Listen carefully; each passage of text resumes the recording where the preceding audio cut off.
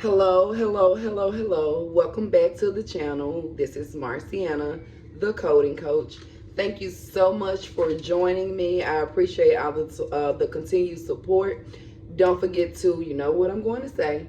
Don't forget to like, to comment, and subscribe to this channel for more coding information, practice charts, things like that. So today's video is not going to be about any coding practices. It's more so about information that I think people should have about medical coding. So this information is brought to you by the AAPC website. So everything I'm saying can be resourced through the AAPC. So today's video is going to be about certain soft skills that medical coders and medical billers should have. We're going to talk about where do medical coders work. We're going to talk about the different medical coding certifications. We're going to talk about annual salaries. And we're going to talk about how to choose a career path. So first we're going to talk about soft skills. Now, soft skills are a definite plus for any professional. Now, how well a medical biller or coder works on a team, for instance, rates highly. Some hiring managers might actually give preference to someone who's a team player over a job candidate with multiple coding credentials. Did you hear that? It says employers or hiring managers may actually give a preference to someone who's a team player over someone who has a lot of certifications. So soft skills does make a difference. Medical coders are not one size fit all, neither are they born with certain traits coded into their DNA. The main question you should ask if you're wondering whether medical coding is a good fit for you is, will I enjoy being a medical coder? So here are top seven soft skills for medical coders. Number one, detail oriented. Precision is so important in medical coding. One word in the clinician's documentation can change the coder's ability to select the right code. So you must be detail oriented. You must be able to hone your attention to notice differences. You know how when you was young, they'll put two pictures side by side and ask you what's the differences or, the similarities or whatever. So in medical coding, it's very important to be detail oriented. So number two, being organized is very important. So solid organization skills will govern your time and your physical space, and it will help you to work more efficiently and avoid errors. So being organized is also very important. So being ethical, now that's very important with medical coding. Of course, there are different compliance rules, regulations, guidelines, and things like that. So being ethical as a medical coder is very important. Also, you have HIPAA compliance to follow about confidential information that you have to keep confidential.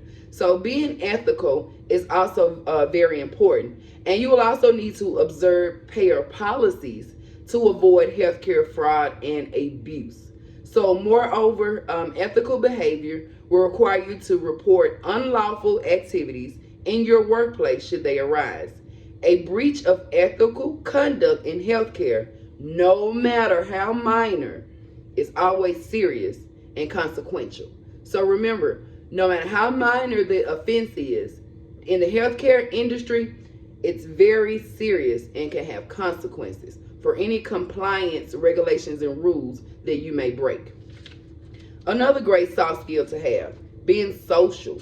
If you're not working remote, then you're working in the office somewhere. You're working in a hospital somewhere. You're working somewhere where there are other people. You're gonna have to know how to efficiently, effectively communicate with others.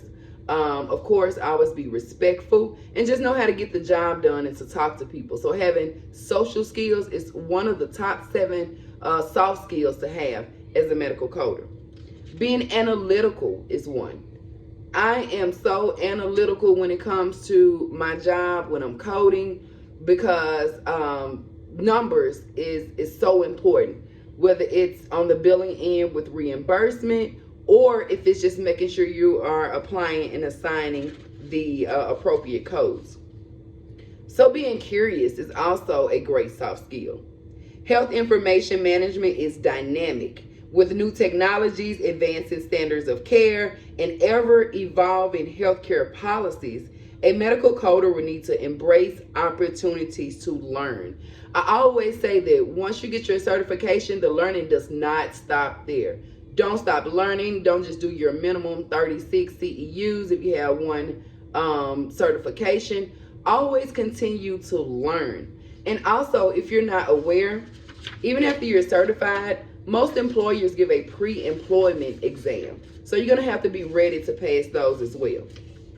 The last soft skill to have is being computer proficient. So the adoption of electronic health records, which is an EHR, of course, it requires medical coders to be computer savvy and able to learn EHR computer software. So one aspect of your job as a coding specialist will involve maintaining EHR security and analyzing electronic data to improve healthcare information. So being computer savvy is also one of the top 7 soft skills to have as a medical coder. So where do medical coders work?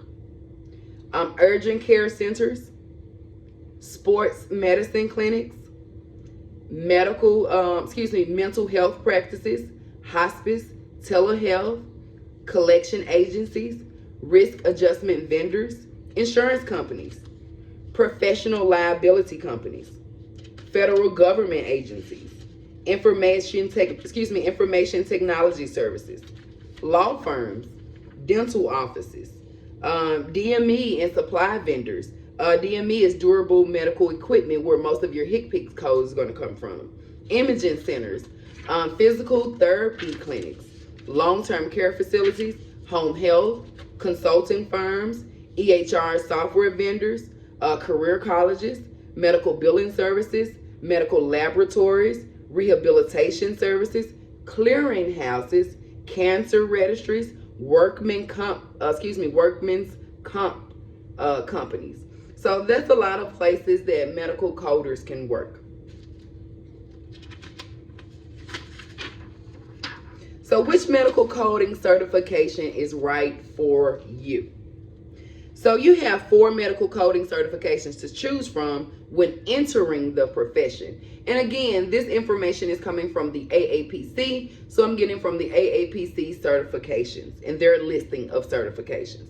So you have 4 medical coding professions to choose when you're entering medical coding. So these are classified as entry-level medical coding certifications. You're going to have your CPC, which is your certified coder, your certified professional coder. You're going to have your COC, the certified outpatient coder. You're going to have which works in physician offices and things of outpatient nature. And then you're going to have your CIC, certified inpatient coders, which work hospitals, things like that.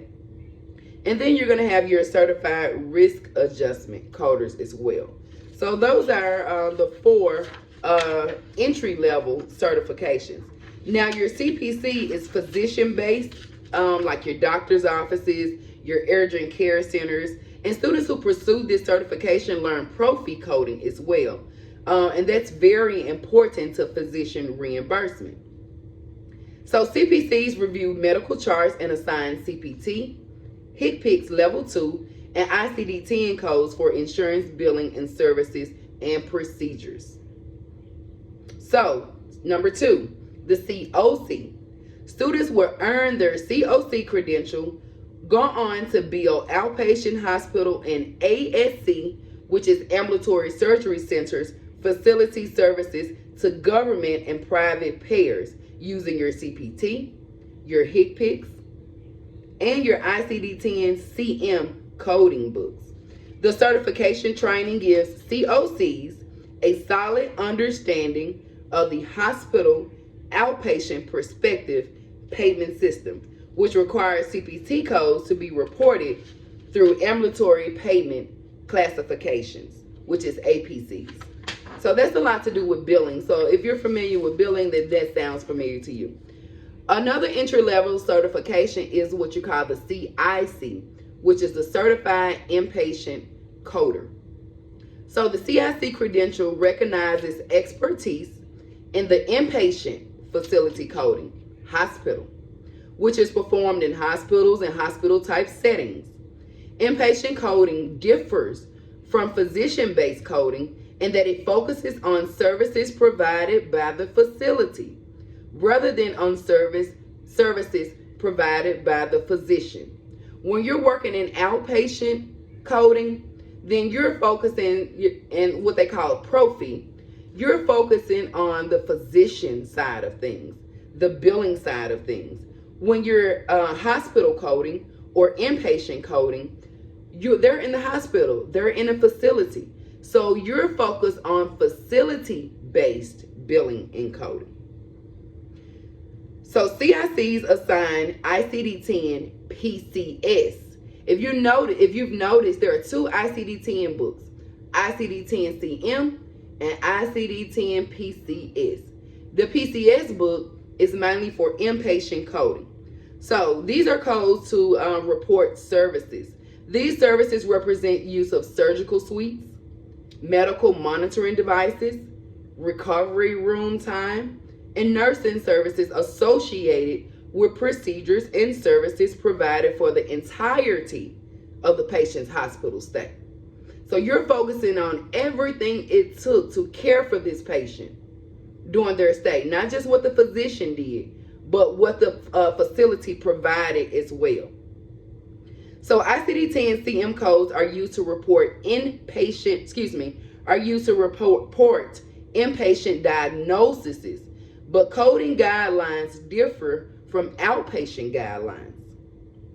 CICs also assign patients to one of several hundred Medicare severity diagnosis related groups. MSDRG, if you saw that abbreviation. MSDRGs factor into reimbursement for patients covered by payers using the MSDRG system. The last entry-level certification is the CRC, which is the Certified Risk Adjustment Coder certification, which is for HCC. That's the next certification that I've scheduled that I am sitting for next. That and the CPB, the Certified Professional Biller. Now, CRCs are employed by health plans and by vendors working with health plans. They also play a valuable role in physician practices that have risk adjustment or risk-based contracts. Students earning their CRC possess expertise in complexity of diseases associated with chronic conditions. They are equipped to ensure clinicians that they're documenting their encounters properly. And also, the goal is to represent an accurate clinical picture of what's going on with this patient and their chronic illnesses. Now, choosing a certification, a coding certification before you begin your career can be risky. So make sure you take in all of the factors. You read about each certification, where they're mainly based in when they're working. So which certification pays the most? A lot of people want to know where the money reside, where the money reside. I know y'all saw that. It was just like super funny to me, where the money reside. But everybody wants to know where the money resides. Everybody wants to know which certification pays the most. So, all coding jobs pay well. But of the 4 core medical coding credentials, COCs currently earn more, averaging $65,028 per year. And these averages are coming from the AAPC's website when they send out to different coders, ask you what's your annual salary. And also some of these statistics are coming from the Department of Labor as well. So for the COC, $64,028 is the average. For the CRC, $64,882 is the average. The CIC, $63,191 is the average. And for the CPC, 57,000 is basically the average. So around 25, 26, possibly $27. So, choosing your career path. Many professional coders enjoy lifelong careers with their core medical coding credentials. And most healthcare businesses, professionals, they build on their coding education and they branch into related roles. With multiple credentials and a diversity in skills and experience, the options along your career path are endless. So basically, you can get more credentials, you can move up, and you can have more opportunities for yourself as a coder. So here are some levels to the coding certifications. So for entry level positions, newly credentialed coders entering the industry sometimes encounter difficulty landing their first medical coding position due to lack of experience. I hear that often. They won't give me a chance. They want 2 years of experience. I don't have that experience. What am I supposed to do now? So, it's important to persist in your employment pursuits. Do not give up. But it's also important to stay flexible and open to opportunities that will get you in the door. Let's say entry-level things for billing, A&R, collections, front desk, pre-authorizations or pre-certs. Look for other things other than medical coding if you're having difficulties with people needing you to have experience. So the thing about it is sometimes things don't work as we planned and we have to adjust. So if you've out of school, you've been certified for a while, and you know your resume is on par and everything is right, and the only thing you are missing is the experience because everybody's telling you don't have the experience, then take a look into entry-level positions where someone will give you an opportunity, give you a chance, and then you can move your way up. So intermediate level positions. So if you've been a medical coder for a few years and you're looking to advance in your career, you have numerous opportunities to choose from. So seek and attain additional credentials to reinforce your coding skills, and then to bolster your critical, analytical, and management skills. While specialty certifications don't apply to inpatient coding, they're useful to CPCs and COCs. COCs without physician-based coding experience will also need to take E&M online training. A lot of COCs, remember, they work in outpatient facilities, so E&M training is very much needed for outpatient coders. The average salary for coders with a specialty credential is $62,000 annually, 8.7% higher than the median salary of $52,201.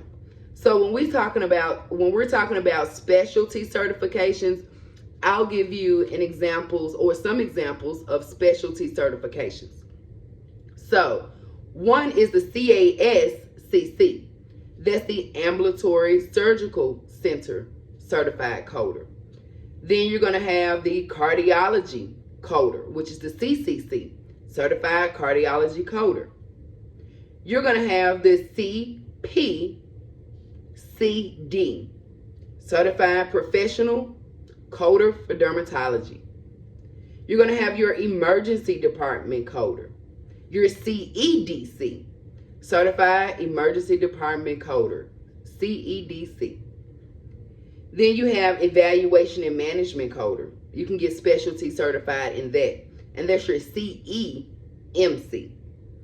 Family Practice, Gastro, General Surgery, Hematology and Oncology, Interventional Radiology and Cardiovascular Coding, OBGYN, Orthopedic, Pediatrics, Urology. So there's a lot of specialty a lot of specialty coding certifications that you can also get. So those were when we talked about intermediate level certifications or credentials. So also intermediate level certifications and credentials, the CDEO. So that's the Certified Documentation Expert outpatient certification. You may be responsible for evaluating medical records to ensure completeness, accuracy, and compliance with coding and payer guidelines. So the CPMA, and that's the Certified Professional Medical Auditor. You will be auditing charts. So as a CPMA, you may be responsible for auditing medical charts and then auditing the physician's documentation to make sure they're documented properly. Instead of the physician saying this patient has breast cancer, you're making sure that this documentation and this physician is saying that they have upper left quadrant breast cancer. So you're making sure that their documentation is on point. The CPCO, Certified Professional Compliance Officer.